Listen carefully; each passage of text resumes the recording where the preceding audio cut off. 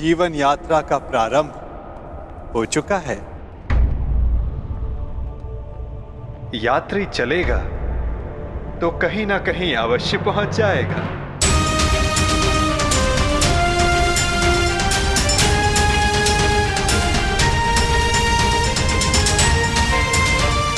मुझे नहीं ज्ञात कि मेरा लक्ष्य क्या है, नहीं ज्ञात कि मैं संसार में क्यों आई हूं, नहीं ज्ञात कि मेरा जन्म क्यों हुआ। जिस यात्री को अपना लक्ष्य ही ना ज्ञात हो, वो कहां पहुंचेगा? क्या आपने आज तक किसी को मेरी अवस्था में देखा है? हाँ, प्रत्येक को देखा है। जीवन धारा के प्रवाह में प्रत्येक के समक्ष ऐसी परिस्थिति आती ही है।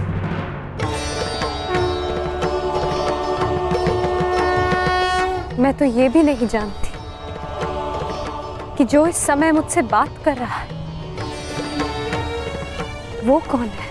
मनुष्य का परिचय उसके कर्म होते हैं या किसी नहीं। नाम तो उसके स्थान, उसके वंश, उसके रूप के अनुसार रख दिए जाते हैं। परंतु तुम्हारी उत्सुकता को शांत करना भी आवश्यक है।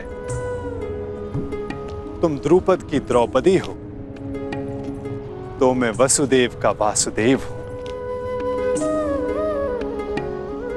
यदि श्यामल होने के कारण तुम कृष्णा हो तो मैं कृष्ण हूं। परंतु यदि इस समय कुछ सबसे अधिक महत्वपूर्ण है तो ये कि तुम चिंतित हो और मैं तुम्हारा शुभ चिंतक हूं। आपसे वार्तालाप करने का मेरे पास कोई कारण तो नहीं है, परंतु आपसे बात करके अच्छा लगता है। आपसे वार्तालाप करके मन को एक विचित्र शांति तो मिलती है, परंतु मन में आए प्रश्नों का उत्तर नहीं। और क्या प्रश्न है जिनका तुम्हें उत्तर चाहिए कृष्णा? एक ही तो प्रश्न है, मेरे जन्म का उद्देश्य क्या है, मेरे जीवन का लक्ष्य क्या है? प्रणाम द्वारकाधीश। महाराज द्रुपद और कुमार दृष्टद्युम्न आपके निवेदन पर अग्निकुंड के स्थल पर आपकी प्रतीक्षा कर रहे हैं। उन्हें कहो मैं आ रहा हूं। मेरे प्रश्न का उत्तर दिए बिना जा रहे हैं वासुदेव। इस समय किसी और की शंका का निवारण करना अधिक आवश्यक है पांचाली।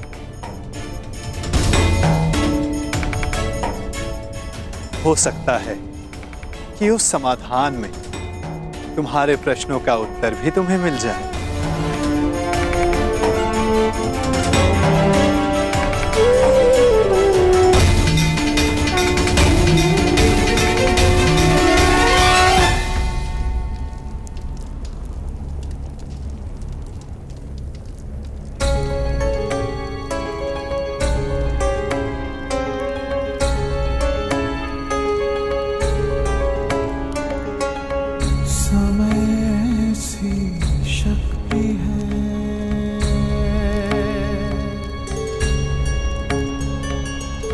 सभी समय से हारे, राजा हो या रंग सभी बनते रहे बेचारे।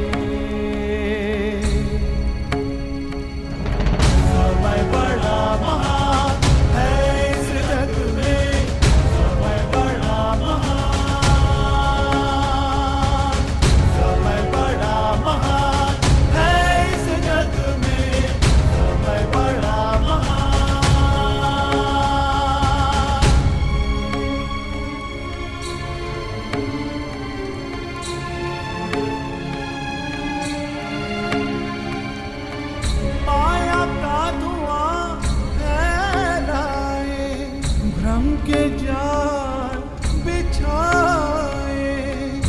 मन में घृणा द्वेष भरे, फिर अपनों को लड़वाए। सही समय पे सत्य को लाए, झूठ को करे किनारे। राजा हो या रंक सभी बनते रहे बेचारे। समय बड़ा महान है इस जग में, समय बड़ा महान, समय बड़ा महान है इस जग में, समय बड़ा महान।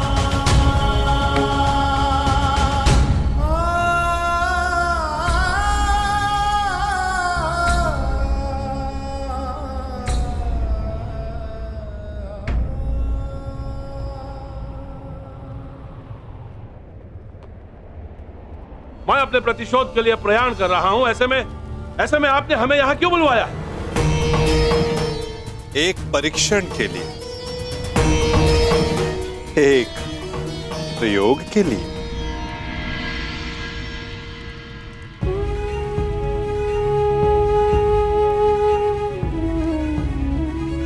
कैसा परीक्षण और यहां क्यों? क्योंकि ये तुम्हारा जन्मस्थल है दृश्यदुम। इस स्थल को यज्ञ अग्नि ने पवित्र किया है।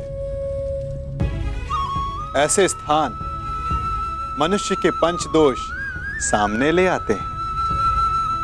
काम, क्रोध, मोह, लोभ, अहंकार। इन पंच दोषों की ऊर्जा ऐसे स्थान पर धूम्र में परिवर्तित हो जाती है, और ये धूम तुम्हारे दोषों का है द्रुपद कुमार। दोष जितना अधिक होगा, धूम्र उतना सघन होता जाएगा।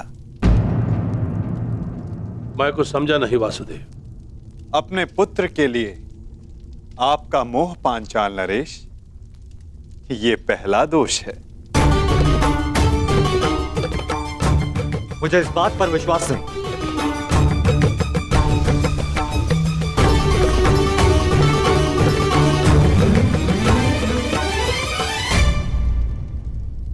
धूम्र बढ़ गया ना, चूंकि दूसरा दोष समक्ष आ गया, मद। इन सब बातों का मंतव्य क्या है वासुदेव? क्या आप हमें हस्तिनापुर पर आक्रमण करने से रोकना चाहते हैं?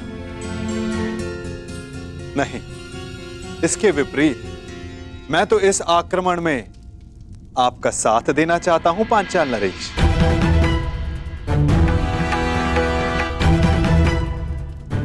आप हमारा साथ दोगे? यदि आप हमारे साथ हैं, तो फिर पराजय का प्रश्न ही नहीं।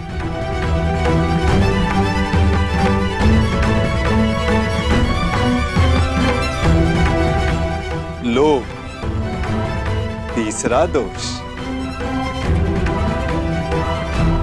परंतु मैंने जो कहा, मेरा मंतव्य वही है पांचाल नरेश। मैं इस आक्रमण में आपके साथ रहूंगा, परंतु उससे पूर्व दृश्यदुम को मुझ पर एक प्रहार करना होगा।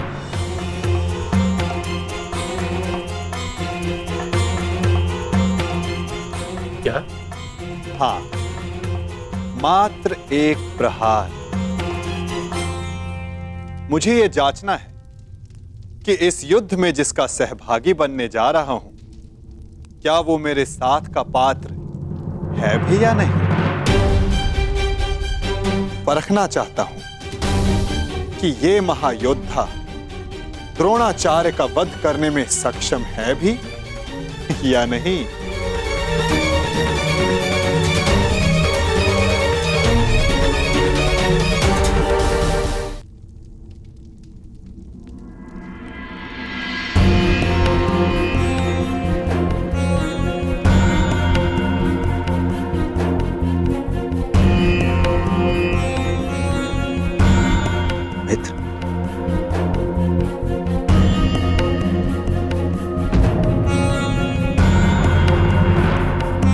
माता कुंती के अंतिम संस्कार में मुझे सम्मिलित होने दिया,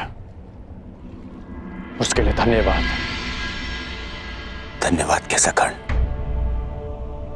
मैं जानता हूं माता कुंती के साथ में तुम्हारा विशेष स्नेह था। और एक बात, तुम मेरे लिए मेरे भ्राता से कम नहीं हो मित्र। कल मेरे जीवन का सबसे बड़ा स्वप्न पूर्ण होने जा रहा है। कल मेरा युवराज अभिषेक है मित्र, और यही तो तुम्हारा भी स्वप्न था ना। कर्ण, मैं जानता हूं तुम्हें लगता होगा कि जिस मार्ग पर चलकर मैंने ये मुकुट प्राप्त किया है वो उचित नहीं है। परंतु यदि तुम, मैं आ जाऊंगा। तुम्हारे अभिषेक के लिए मैं प्रस्तुत रहूंगा।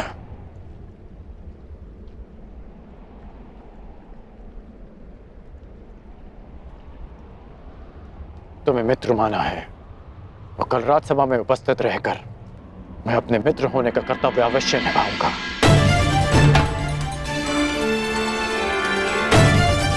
मैं जानता था मेरा ये मित्र मुझे कभी निराश नहीं करेगा।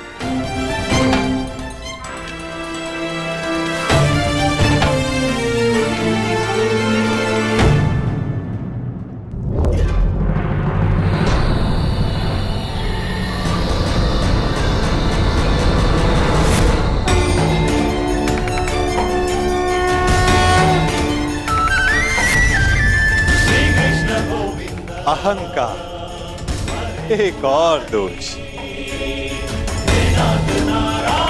क्या हुआ दृष्टिदुम्न? आगे बढ़ो, प्रहार करो।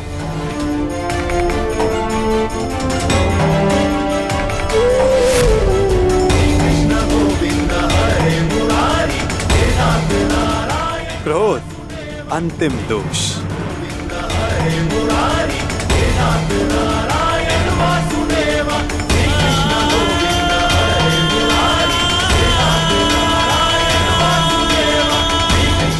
वासुदेव, मैं आपका मंतव्य समझ गया। मेरा पुत्र अभी द्रोण से युद्ध करने के लिए तैयार नहीं है। अब ये माया समाप्त कीजिए वासुदेव।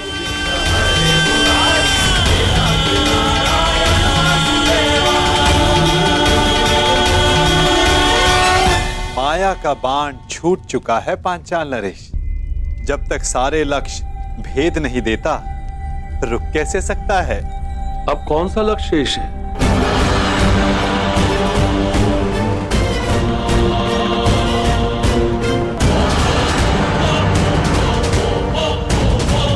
नहीं, रुको पुत्र।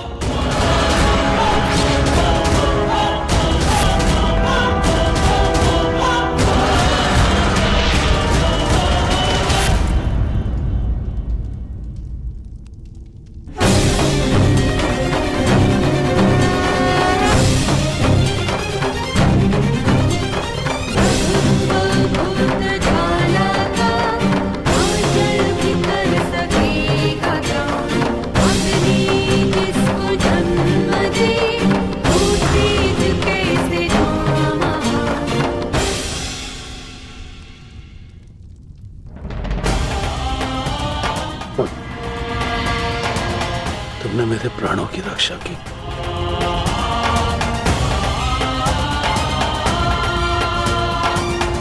पश्चाताप, भूल का पश्चाताप पांचाल नरेश।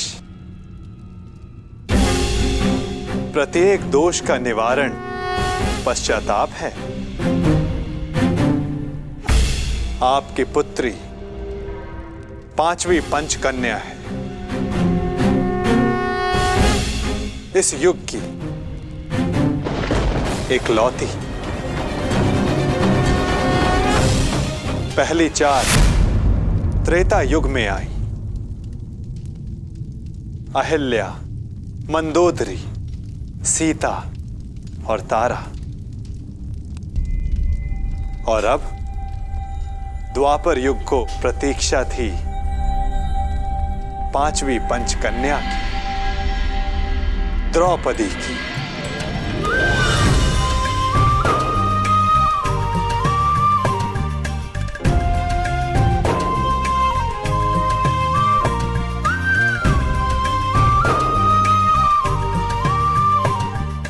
अब तुम्हारे प्रश्नों का उत्तर देने का समय आ गया है पांचाली। मनुष्य के जीवन का लक्ष्य और प्रयोजन भिन्न होते हैं। अर्जुन से विवाह तुम्हारे पिता का प्रयोजन था। तुम्हारे जीवन का लक्ष्य बहुत ऊंचा, बहुत आगे है द्रौपदी। एक बार मेरी दृष्टि से अपने आप को देखो, अपने लक्ष्य को देखो। आपकी दृष्टि में मेरे जीवन का लक्ष्य क्या है वासुदेव? परिवर्तन। केवल एक मनुष्य के जीवन का परिवर्तन नहीं, समस्त संसार के जीवन में। इतिहास की धारा को परिवर्तित करना है तुम्हें। पातक नाश, तुम्हें पापों का नाश करना है।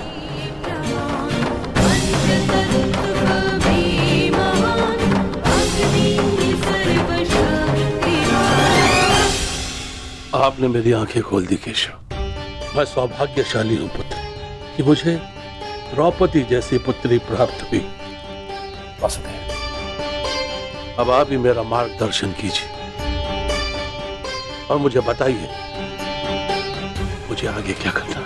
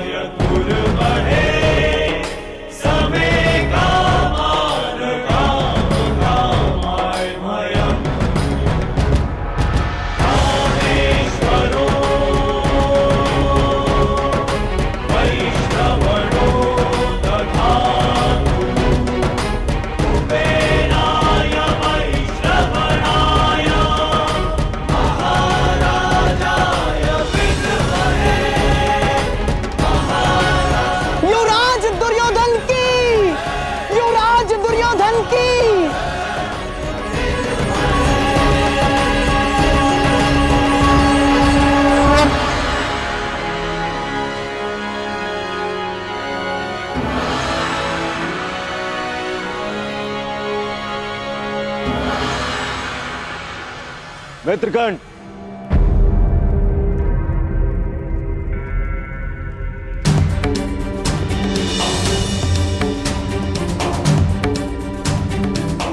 आज मैं बहुत प्रसन्न हूं मित्र, क्योंकि आज मेरा सबसे प्रिय मित्र मेरे अभिषेक में मेरे साथ उपस्थित था।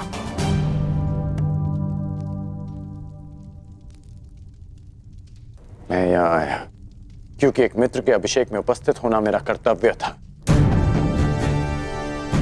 तुम्हारा मित्र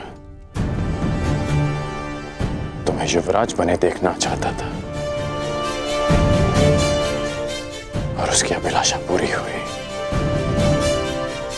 और हमारे साथ की अवधि भी।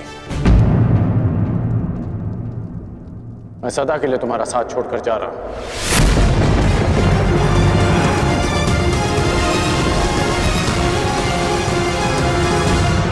युग बदल रहा है पांचाल नरेश। समय की धारा ऐसी मोड़ पर आ गई है जहां परिवर्तन का प्रारंभ होगा। शीघ्र ही इतिहास करवट लेगा। समय चक्र की अंगड़ाई सृष्टि को झंझोर देगी। पंचदोष बढ़ेंगे और ये सब होगा एक महान शांति के लिए, संसार के कल्याण के लिए, संसार की भलाई के लिए। और इस दिशा में प्रथम सोपान होगा पांचाली का स्वयंवर।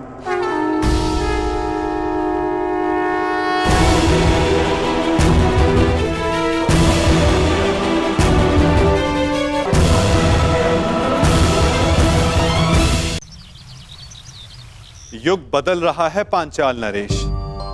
समय की धारा ऐसी मोड़ पर आ गई है जहां परिवर्तन का प्रारंभ होगा। और इस दिशा में प्रथम सोपान होगा पांचाली का स्वयंवर। अकस्मात स्वयंवर? परंतु वासुदेव, इतनी शीघ्रता से इतना बड़ा प्रबंध कैसे हो पाएगा? आप उसकी चिंता ना करें पांचाल नरेश। युग की धारा को जो परिवर्तित करने आई है, उसका स्वयंवर भी युग का सबसे विशाल स्वयंवर होगा। जो वसुधा का इतिहास बदलने आई है, उसका स्वयंवर का उत्तरदायित्व स्वयं वासुदेव संभालेगा। ये सृष्टि का सबसे अधिक स्मरण किया जाने वाला स्वयंवर होगा पांचाल नरेश। तो आपको सृष्टि के सभी योद्धाओं को आमंत्रित करना ही होगा।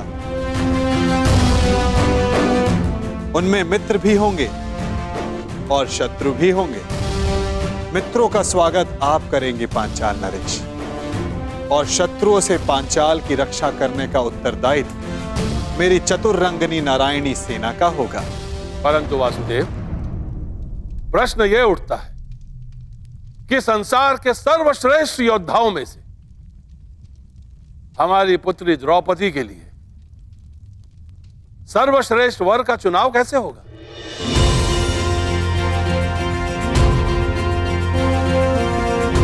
सर्वश्रेष्ठ वर का चुनाव तो परीक्षा से ही हो सकता है पांचाल नरेश।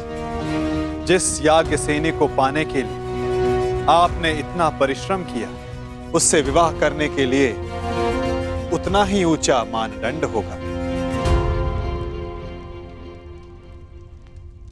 द्रौपदी को वही पा सकेगा जो एक असंभव दिखने वाले लक्ष्य को साध सके। और वो असंभव लक्ष्य क्या होगा वासुदेव? वो लक्ष्य ना कथा में किसी ने सुना होगा, ना स्वप्न में किसी ने देखा होगा, ना कल्पना में किसी ने सोचा होगा। युग के सबसे स्मरणीय स्वयंवर का निमंत्रण भी सबसे विलक्षण होगा। ये निमंत्रण नहीं, चेतावनी होगी कि अग्निसुता याज्ञसेनी से विवाह करने की इच्छा वही रखें जिनमें अग्नि की ज्वालाओं से खेलने का साहस है। सबसे आवश्यक बात, हस्तिनापुर को यह निमंत्रण भिजवाना मत भूलिएगा। पांचाल की ओर से आपके लिए युवराज। इसमें क्या हो सकता है?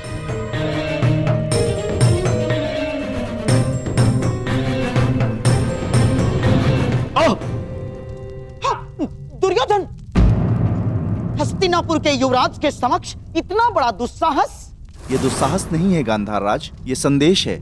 संदेश? कैसा संदेश?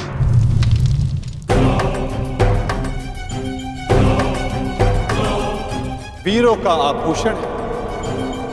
वीर मनुष्य ही वो पा सकता है जिसका वो अधिकारी हो। ये स्वयंवर इस युग का सबसे बड़ा स्वयंवर होगा, क्योंकि संसार का सबसे बड़ा और सच्चा योद्धा ही पांचाल राज की कन्या का वरण करने का सौभाग्य प्राप्त कर सकेगा। परंतु स्मरण रहे, ये स्वयंवर एक अग्नि परीक्षा सिद्ध होगा। वो अग्नि जो पवित्र को अधिक पवित्र करती है और अपवित्र का नाश करती है।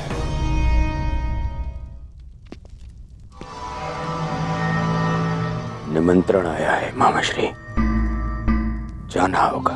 परंतु अकेले नहीं। क्यों? आपको मेरे बल पर विश्वास नहीं है मामाश्री? हाँ है, परंतु उसकी माया पर नहीं। इस संसार में एक वो ही है जिसको लेकर मैं सदैव चिंतित रहता हूँ, और वो इस स्वयंवर में अवश्य आएगा। कौन? बताइए मामाश्री। वासुदेव कृष्ण।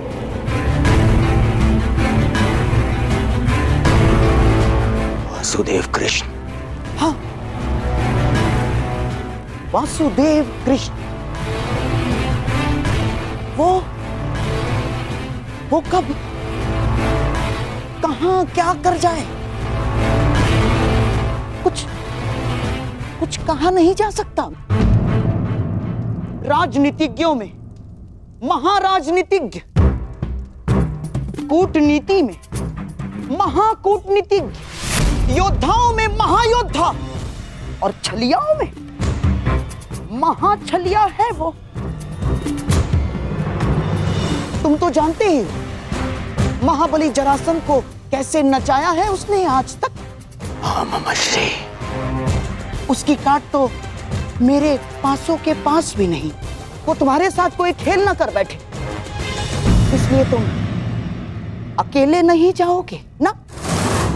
और हाँ, पांचाल अब मित्र नहीं, शत्रु राज्य है, और तुम द्रुपद के शत्रु राज्य के युवराज। फिर क्या किया जाए मामाश्री? इस समय तुम्हें अपने धनुर्धारी मित्र की सबसे अधिक आवश्यकता है।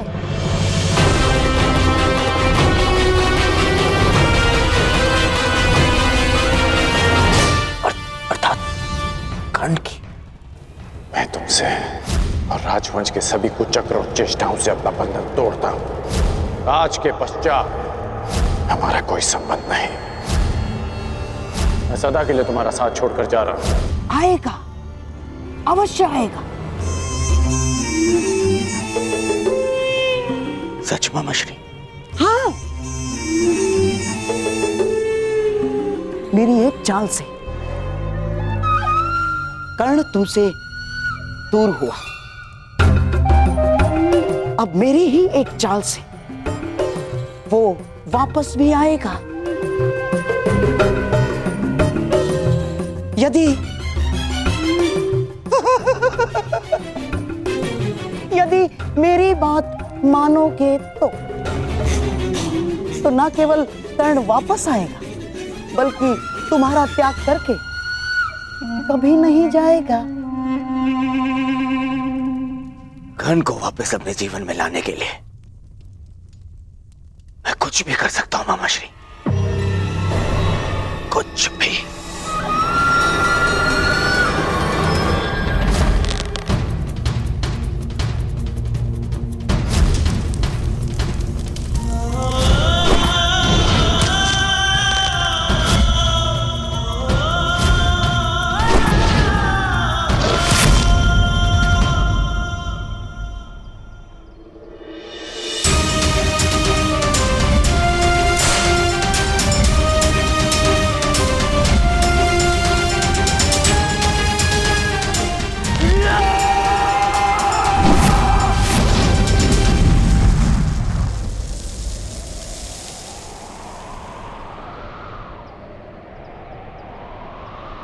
व्यथित हो।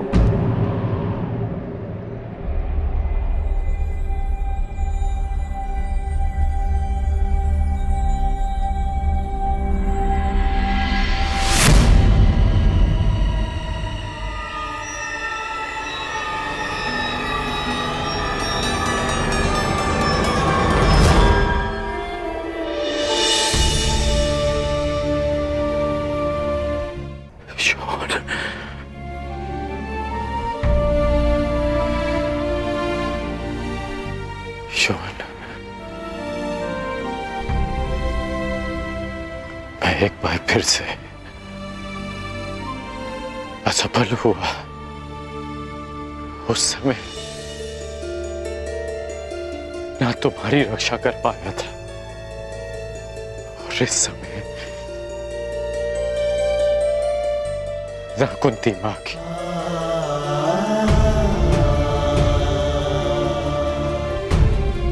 परिवर्तन का स्वप्न देखने वाला, अन्याय का प्रतिकार करने का वचन देने वाला ये कर्ण नियति की कसौटी पर असफल हो गया। परिवर्तन लाना, अन्याय का प्रतिकार कर पाना यदि इतना सरल होता कोई भी कर लेता। उसके लिए राधे को इतना परिश्रम करने की, इतना कष्ट सहने की कोई आवश्यकता नहीं। आप नियति की कसौटी पर असफल तब होंगे जब परिवर्तन का अपना स्वप्न छोड़ देंगे। राजकुमार दुर्योधन का साथ छोड़कर कहीं आप परिवर्तन के अपने लक्ष्य से दूर तो नहीं जा रहे? मैंने दुर्योधन का साथ छोड़ा क्योंकि नीति की स्थापना अनीति का साथ देकर नहीं कर सकते। मैं जन्म पर कर्म की श्रेष्ठता सिद्ध करना चाहता हूं और वो अनुचित कर्म के साथ नहीं हो सकती। यदि अंक का मुकुट त्याग दिया तो आपके दायित्व का क्या होगा? मैंने मुकुट को छोड़ा है, अपना दायित्व नहीं। परिवर्तन के लिए मेरा संघर्ष सदा रहेगा। तो अंग हो या भुगत ग्राम, क्या अंतर पड़ता है? जब आपके प्रयास के लिए अंग या भुगतग्राम में अंतर नहीं है तो हस्तिनापुर क्यों नहीं? आप ही कहते थे ना कि परिवर्तन सोच से प्रारंभ होता है, और जिस राजकुमार दुर्योधन ने आपकी सोच का साथ दिया, शकुनी उसकी सोच को मैला कर रहा। कुमार दुर्योधन आपके मित्र हैं। यदि आप उनके साथ रहते तो कदाचित उन्हें अनुचित मार्ग पर जाने से रोक पाते। दुर्योधन का साथ छोड़ना उचित प्रतिक्रिया हो सकती है, परंतु क्या ये उचित हल है? मैंने दुर्योधन का नहीं, उसके कर्मों का, उसके निर्णय का साथ छोड़ा है। एक योद्धा मित्र के लिए मैं संसार में किसी के भी विरुद्ध खड़ा हो सकता हूं, परंतु षड्यंत्रकारी के लिए नहीं, कभी नहीं। यदि दुर्योधन उचित मार्ग पर... अंगराज, युवराज दुर्योधन ने अपने आप को कक्ष में बंद कर लिया है और कक्ष में अग्नि लगा दी है। शीघ्र ही चलिए। अनुज,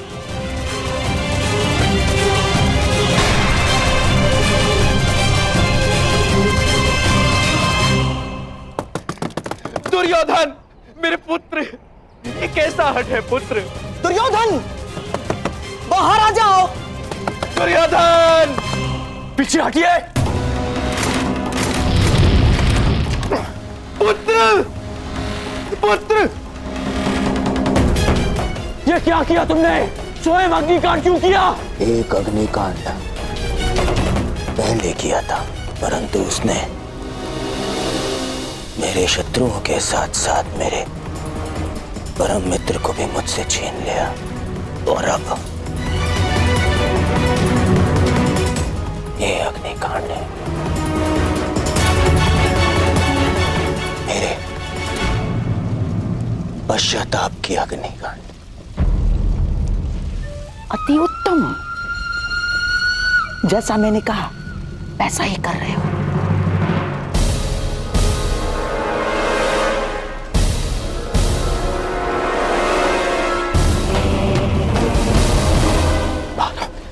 बाहर आओ। नहीं, तुम्हें उपचार की आवश्यकता है।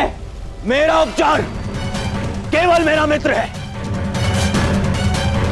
और मेरा तारण तुम्हारी क्षमा। मुझे क्षमा कर दो मित्र,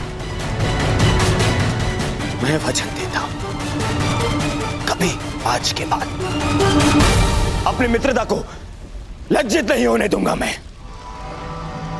युधिष्ठिर की युवराज बनने के पश्चात मैं स्वयंवर से वश को बैठा था और इसीलिए मैं मामाशी के बहकावे में आ गया।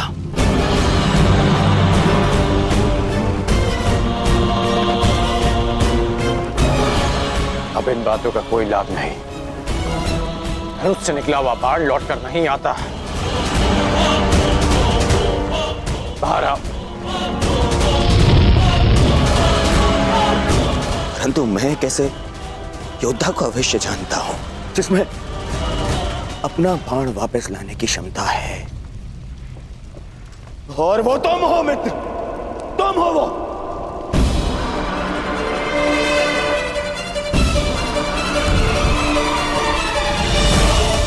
मेरी बात मानो, आग बढ़ रही है, बाहर आओ। नहीं, मैं तब बाहर आऊंगा जब तुम्हारी क्षमा पालूंगा, वरना इसी अग्नि में भस्म हो जाऊंगा।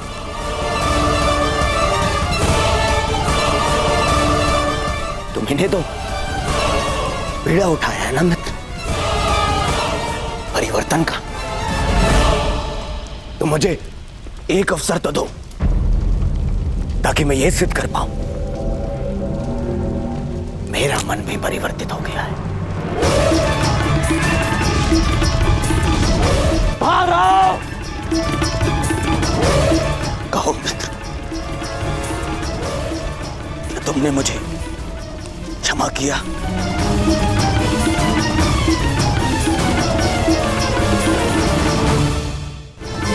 कहो मित्र, क्या तुमने मुझे क्षमा किया? ठीक है, मैंने तुम्हें क्षमा किया। अपना हाथ दो मुझे, हाथ दो। बस हो गया मेरे होने वाले सम्राट, अब बाहर आ जाओ। ये हमारी योजना का भाग नहीं था। बस हो गया अभिनय। अग्नि बढ़ रही है, तुम्हारा अंत हो जाएगा। मेरे होने वाले सम्राट बाहर आ जाओ, ये योजना अस्त हो जा। बस मेरी मित्रता आपकी किसी योजना का भाग है भी नहीं मामाश्री, यह एक पश्चाताप है। मित्र का पश्चाताप एक जिसने अपने मित्र को ठेस पहुंचाई है। मैंने बहुत से पाप किए, परंतु उनका मूल्य मैं तुम्हें खोकर नहीं चुकाना चाहता। बोलो कर, तुम मेरे साथ हो?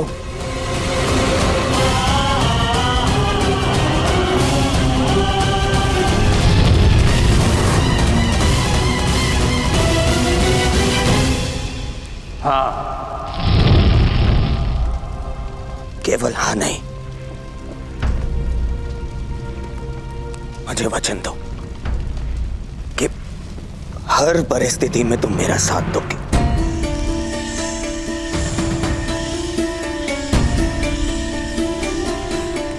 मैं वचन देता,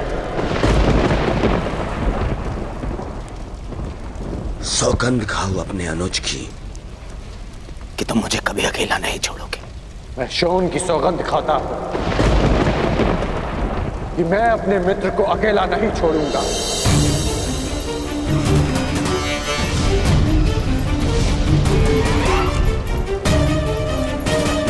अब अपना हाथ आगे बढ़ाओ मित्र, हाथ आगे बढ़ाओ। हाँ मित्र।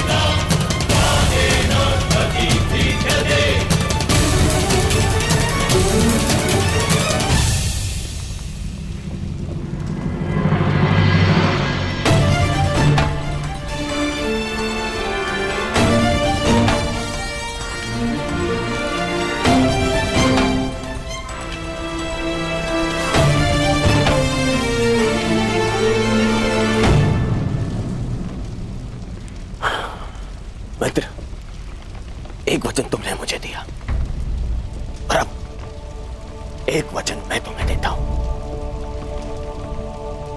आज के बाद कभी कोई कुचक्र नहीं रचूंगा, कभी कोई ऐसा कर्म नहीं करूंगा जो तुम्हारी दृष्टि में अनुचित हो। तब तक नहीं जब तक कोई मुझे उकसाएगा नहीं।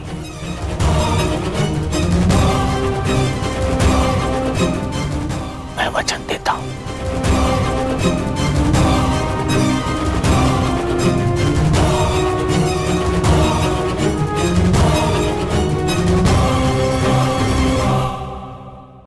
वासुदेव, मैं अब तक आपको तनिक भी नहीं समझ पाई हूं। क्या मैं इतना जटिल हूं पांचाली? परंतु आप इतने सरल भी तो नहीं। जब मेरे पिताश्री ने मुझे अस्वीकार किया था, तब आपने ये सुनिश्चित किया कि वो पूरे सम्मान के साथ मुझे स्वीकारे। जब मेरा मन व्यतीत था, तब आपने उसे संतोष प्रदान किया, और अब मेरे स्वयंवर का उत्तरदायित्व आपने ले लिया। मैं समझ ही नहीं पा रही हूं कि आप हैं कौन। मुझे ज्ञात ही नहीं था कि मैं प्रश्नों का उत्तर देने में इतना असमर्थ हूं। मुझे लगा मैं तुम्हें बता चुका हूं कि मैं वासुदेव कृष्ण हूं। अब आप मेरे साथ ये नाम का खेल मत खेलिए। मैं आपका नाम नहीं, आपका परिचय जानना चाहती हूँ। आपका सत्य क्या है? आप क्यों मेरी इतनी सहायता कर रहे हैं? और इस बार मुझे कोई पहेली नहीं, संतोषदायक उत्तर चाहिए। तुम्हारे इस प्रश्न के उत्तर में मैं तुम्हें एक मनोरंजक कथा सुना सकता हूं और एक नीरस उत्तर भी दे सकता हूं। अब चयन तुम्हारा है कि तुम क्या सुनना चाहती हो। तो पहले मैं नीरस उत्तर सुनना चाहूंगी।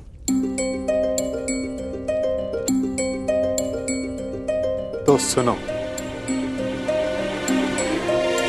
मैं तुम्हारा सखा हूं, तुम मेरी सखी, और मित्रों को सदैव एक दूसरे की सहायता करनी चाहिए। इसीलिए मैं तुम्हारे साथ हूं। और मनोरंजक कथा क्या है?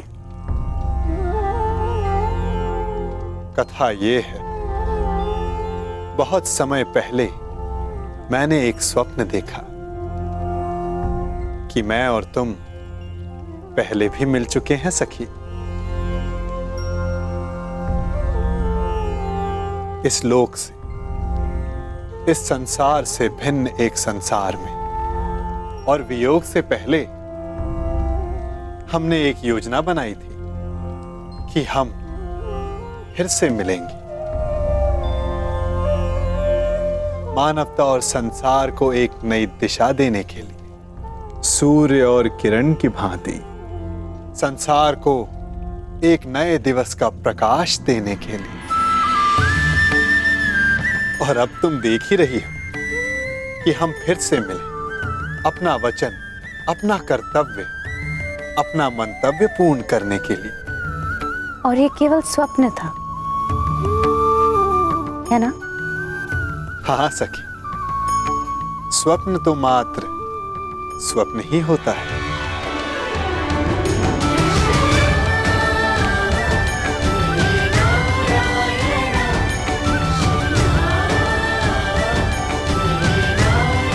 परंतु मेरा स्वप्न सदा नवीन सृष्टि का निर्माण करता है, और सृष्टि को नई दिशा देने का समय आने को है।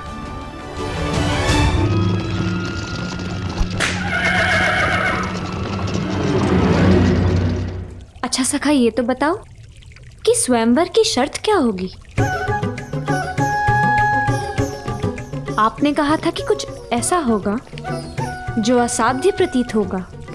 हाँ, अधिकतर के लिए असंभव परंतु कदाचित कोई एक ऐसा होगा जिसके लिए ये साध्य होगा। तो आपने कुछ ऐसी शर्त रखी है जिसे केवल अर्जुन ही पूर्ण कर सके, है ना? कदाचित ऐसा ही हो।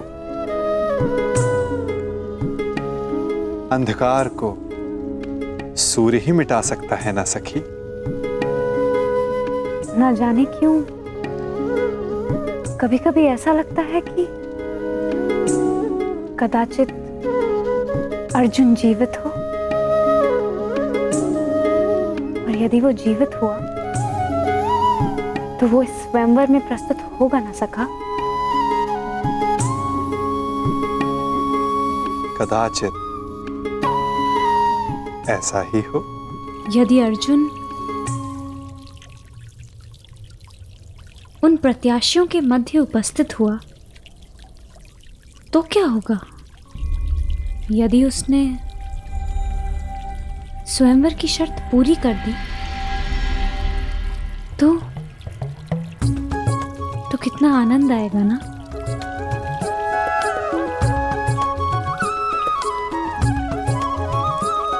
कदाचित। ठीक है, हर प्रश्न के उत्तर में कदाचित मत दो मेरे प्रश्नों का उत्तर सखा।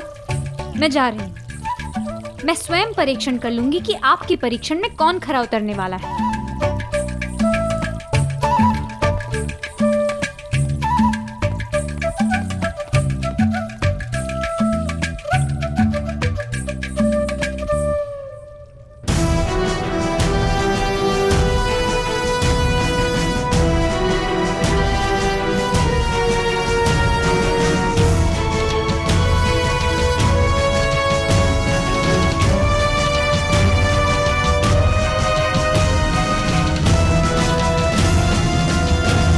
परीक्षण तो तुम्हें ही करना है सखी, परंतु निर्णय तुम मेरे बिना नहीं कर पाओगी।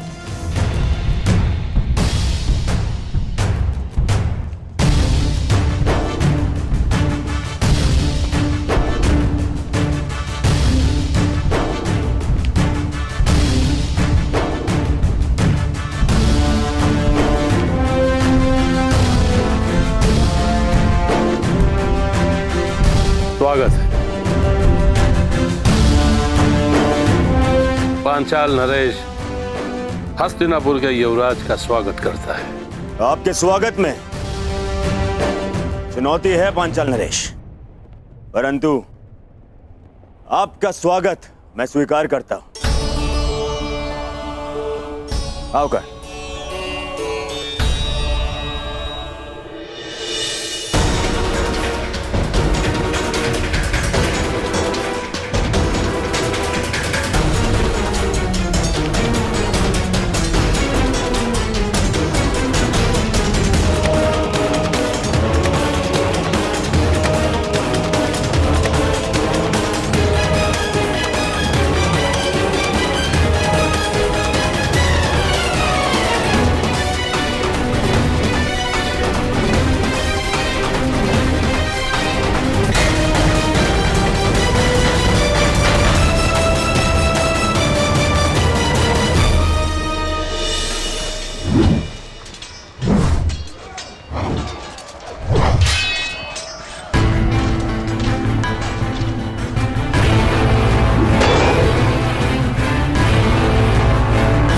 स्वयंवर की शर्त अभी तक रहस्य है मित्र। तुम देख रहे हो कि हर योद्धा अपने अपने कौशल का अभ्यास कर रहा है, क्योंकि कोई नहीं जानता कि वासुदेव ने क्या सोचा है।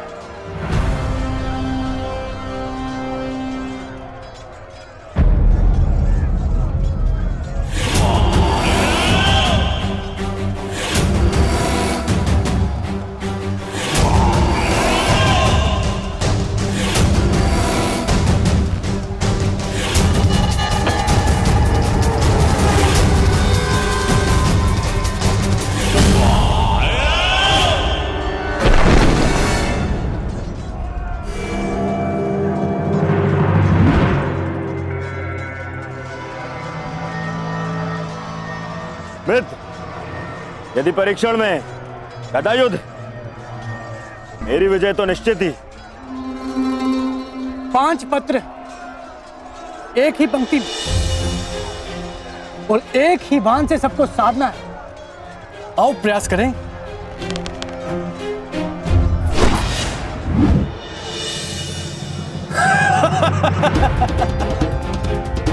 तुमसे तो एक भी लक्ष्य नहीं साधा गया प्रयागराज।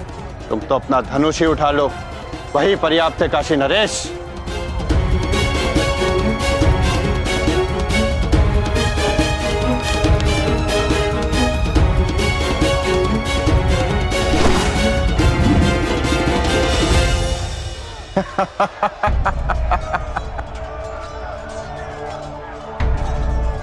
भोजन का समय हो गया है। सभी महानुभाव से निवेदन है कि आतिथ्य लेकर हमें कृतार्थ करें। अब अभ्यास भोजन के पश्चात करेंगे। चलो चलो मित्र। तुम चलो मित्र, मैं कुछ समय में आता।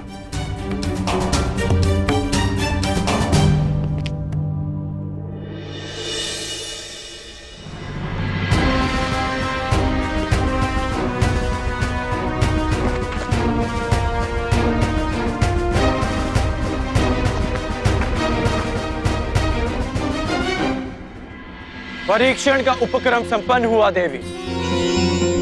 अब आप बाहर आ सकती हैं।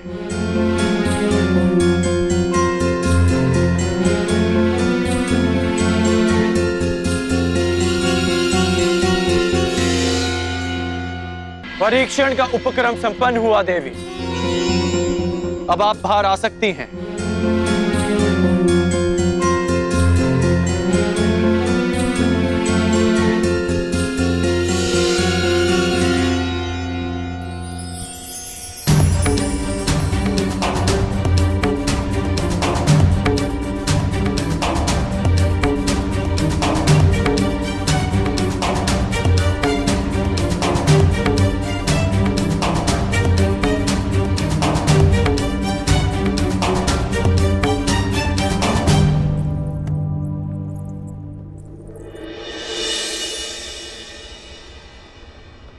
ये राजभवन आप ही का है, फिर इस तरह छिपकर देखने का कोई विशेष कारण है याज्ञसेनी?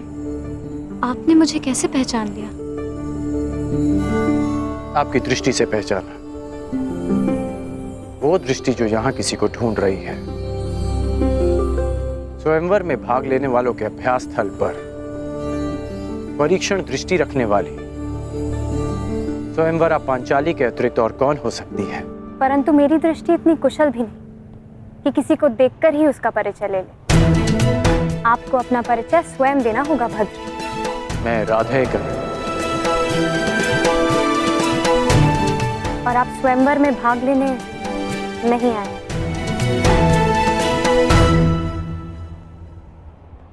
आपको कैसे पता?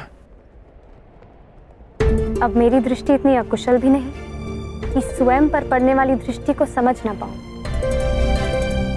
यदि आप कोई प्रत्याशी होते तो आपकी दृष्टि कुछ और ही होती। तो यज्ञ से राजकुमारी पांचाली चतुर भी है। ठीक अनुमान लगाया आपने। मैं यहां केवल अपने मित्र के साथ आया हूं।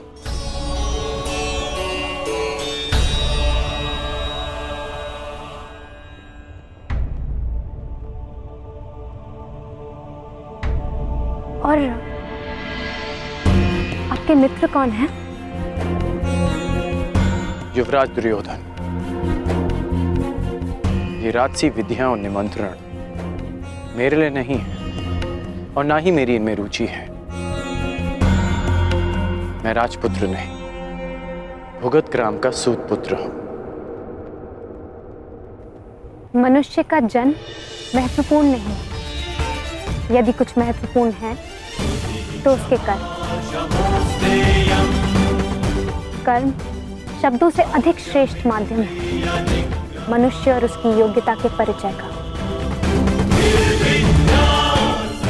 यदि आपकी सोच ऐसी है तो आपका होने वाला वर योग्य होने के साथ साथ बहुत भाग्यशाली होगा।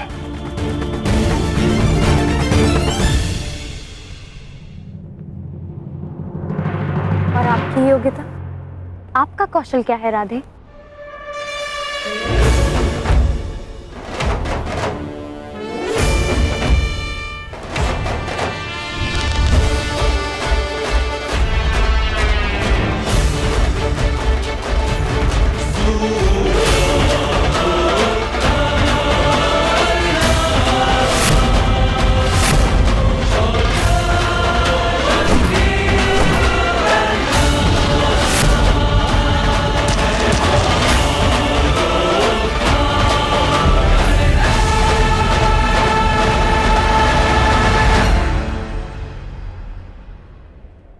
अभी आप ही ने कहा था कि कौशल के परिचय के लिए कर्म शब्दों से अधिक श्रेष्ठ माध्यम है। बिना देखे आपने लक्ष्य संधान कैसे किया? मैंने संधान लक्ष्य देखकर ही किया, आपके नेत्रों में देखकर।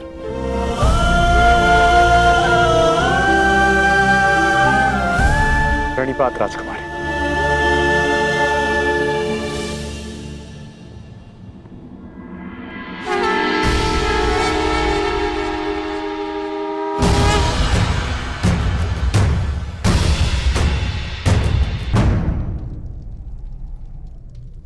कुछ एक प्रहर में तुम्हारे जीवन की नई यात्रा प्रारंभ होने वाली है सखी, परंतु तुम उद्विग्न हो, क्यों? क्योंकि सखा, आपसे मिलने से पूर्व मैं अपनी नियति को जानना चाहती थी, परंतु आपसे मिलने के पश्चात मुझे ये विश्वास हो गया कि जो नियति ने निश्चित किया वो अवश्य होगा। निसंदेह।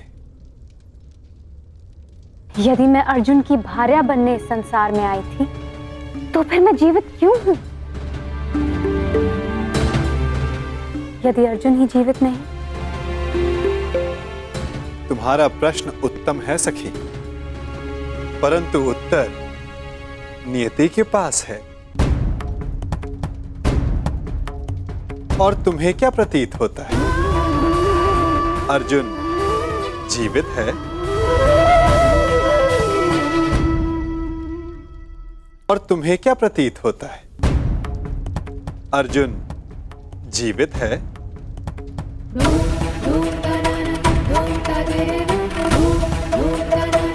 मस्तिष्क कहता है नहीं, और मेरा हृदय कहता है हाँ।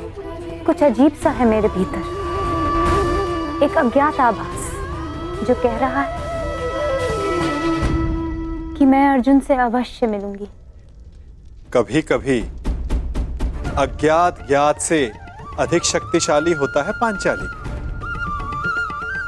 कदाचित जो हमें अज्ञात हो, नियति को वो ज्ञात हो,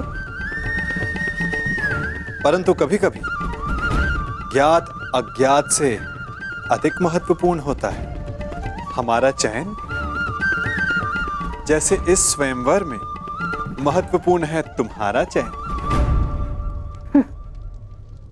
वाह वासुदेव, आपने मेरे स्वयंवर की शर्त रखी जिसे पूर्ण आकार देने वाला मेरा वर होगा, तो मेरा चयन तो स्वतः समाप्त हो गया ना?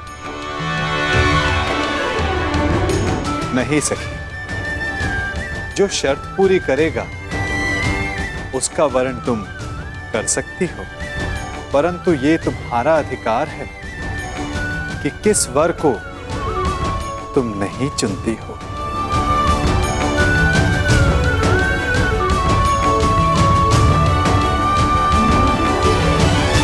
हस्तिनापुर युवराज दुर्योधन गांधार नरेश शकुनी के साथ पधार रहे हैं।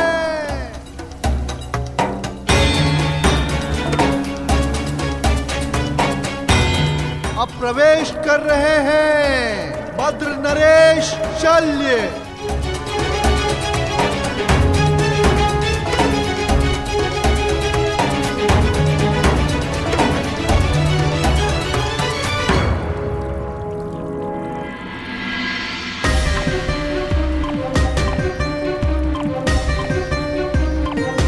मगध नरेश जरासंध।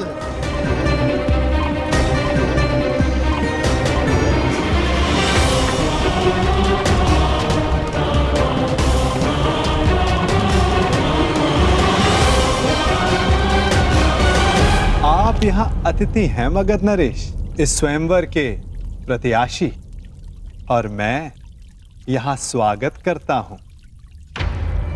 अब आप पर निर्भर करता है कि आप अतिथि की भांति मिलना चाहते हैं या हमारे मिलन के इतिहास का 19वां अध्याय रचना चाहते हैं।